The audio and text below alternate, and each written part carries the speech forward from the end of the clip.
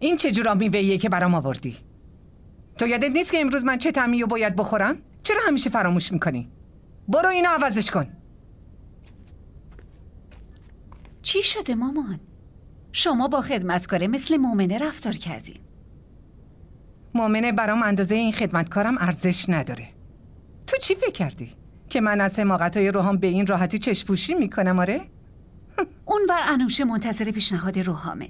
این شما این که هنوز درگیر اون خانواده پایین شهری. شما خیلی پوز میدادید که روحام این کارو نمیکنه، روحام اون کارو نمیکنه. از حالا به بعد روحام کاریو میکنه که من میخوام.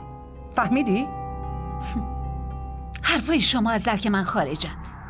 شما به من بگین به انوشه چی جواب بدم؟ الان نیازی نیست چیزی بهشون بگی. خوب تماشا کن. مومن خودش این وصلت رو قبول نمیکنه. اون قبول نمیکنه؟ ازدواج کردن با روحام زندگی اونو عوض میکنه. اون دیگه چی میخواد؟ تو ندیدی که اصلا جرئت نکردن تو عروسیت شرکت کنن؟ راستی مامان، بلیت ماحصل منو جبار کی میگیری؟ من برای چند روزی میخوام استراحت کنم. این عروسی خسته کننده خیلی منو کسل کرد. این یکی رو باید به جبار بگی. یعنی چی مامان؟ اون به همه چی نمیتونه برسه، اما من که میتونم، نه؟ واقعا متوجه نمیشم هدفتون از این کارا چیه؟ الو؟ عرفان، ما قراره که خونه ابرار حسن بریم؟ باشه، درسته. آب میوه رو بیار.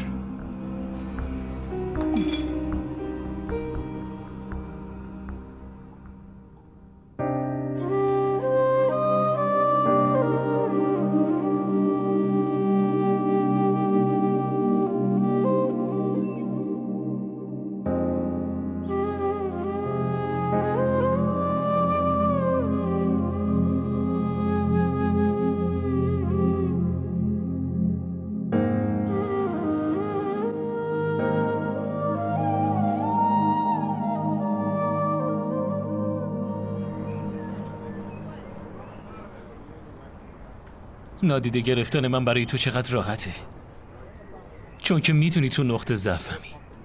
نمیتونم ازت ناراحت باشم و نمیتونم دوری کنم.